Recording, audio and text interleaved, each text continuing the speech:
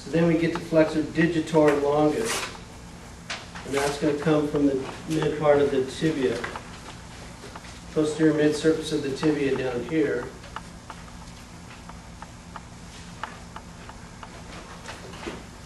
Right. And then that's going to follow kind of the same path. It's going to go behind the medial malleolus, and then that's going to go into the toes. Not the big toe, but the second through the fifth.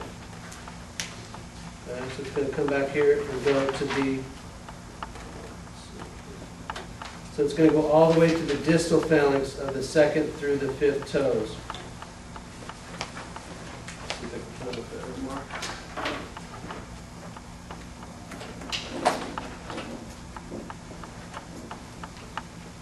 So now we're talking about flexor digitorum, so it obviously has to go all the way to the toes.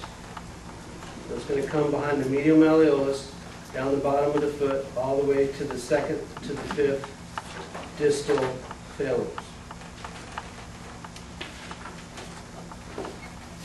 Okay. So then that leaves us with the flexor hallucis, H for hairy.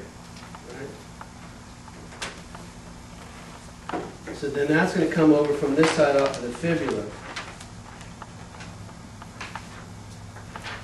And then again it's going to go behind the medial malleolus, and then it's going to go to the distal phalanx of the big toe. So this one's going to be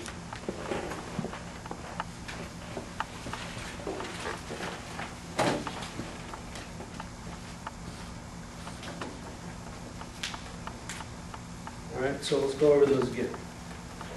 You have the tibialis posterior, right?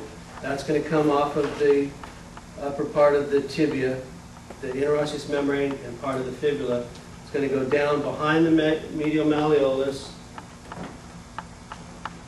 here, and then it's going to go into most of the bones of the foot.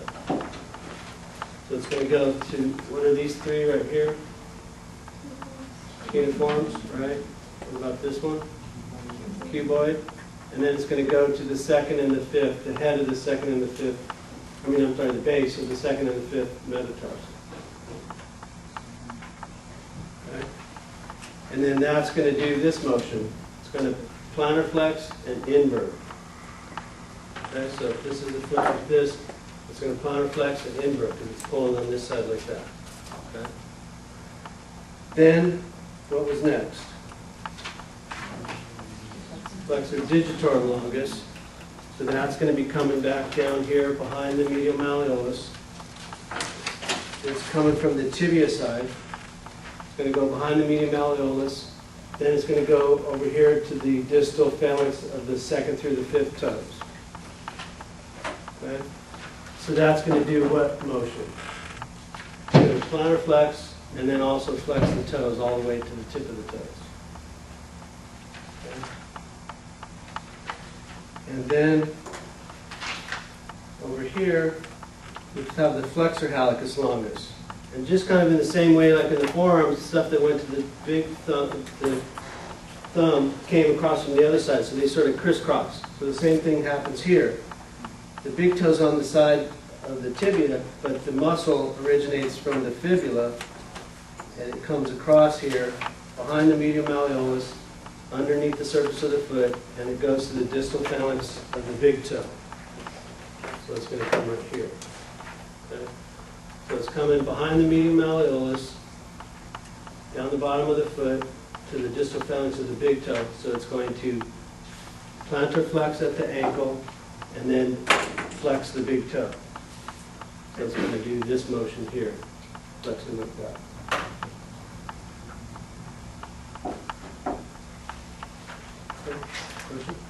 For the tibialis posterior, for the insertion, it's a base of metatarsals 2 through 4, and Sustentecula tali, which is this part right here. Okay, this is the talus right here, right? Right.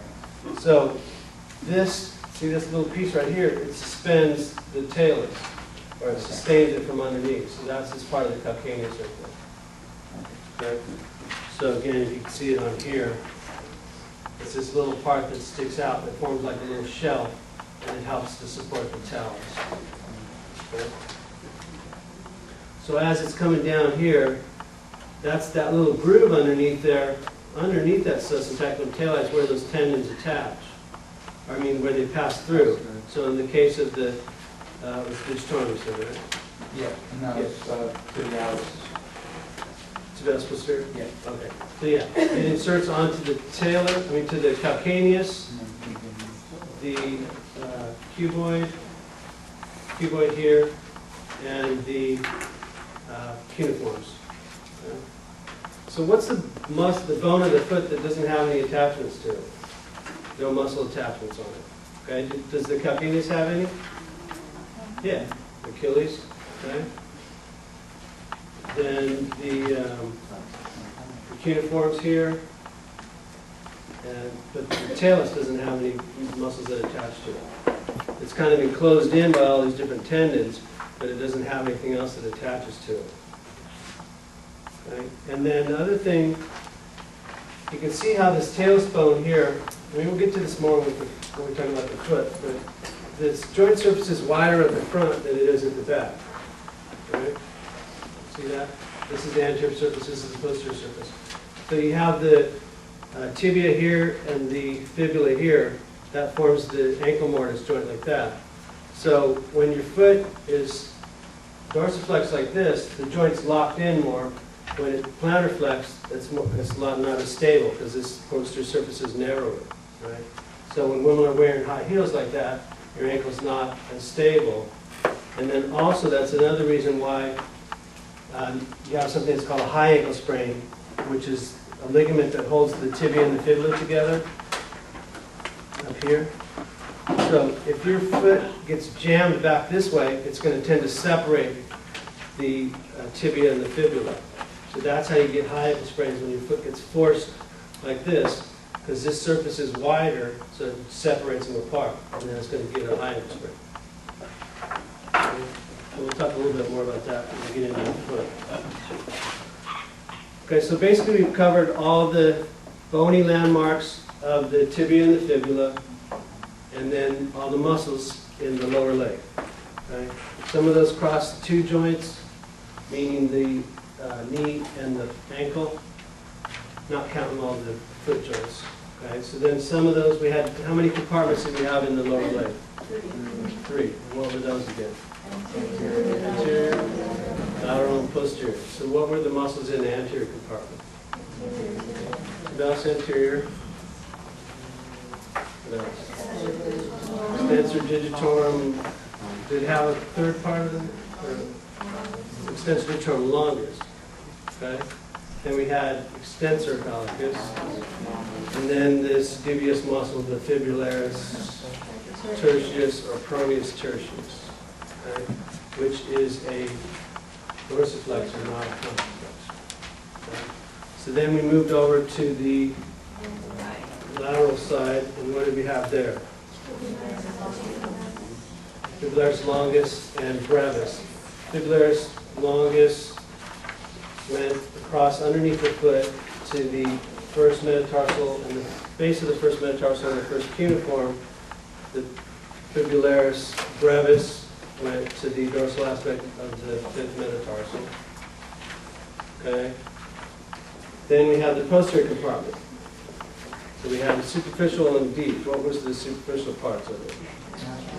Gastroc and soleus. Okay. And then after we hit the gastroc and the soleus, then what? Tibialis posterior. Okay. So that's the one that went to a whole bunch of the bones in the foot. Cystostacum tali, first three cuneiforms, cuboid, second through the fifth metatarsals. So it does go to the fifth, because in the notes it just says 2 through 4. 2 through 4. You know how In some exactly cases, it is. well, Okay. if it says it in the notes as 2 to 4, then we'll go with that. Okay. Okay. So that's, then these ones we have Tom, Dick, Van, Harry. Did they tell you what the Van stands for? No, anybody want to take a guess at it? Veins, arteries, and nerves. Vein, artery, nerve, right. Okay.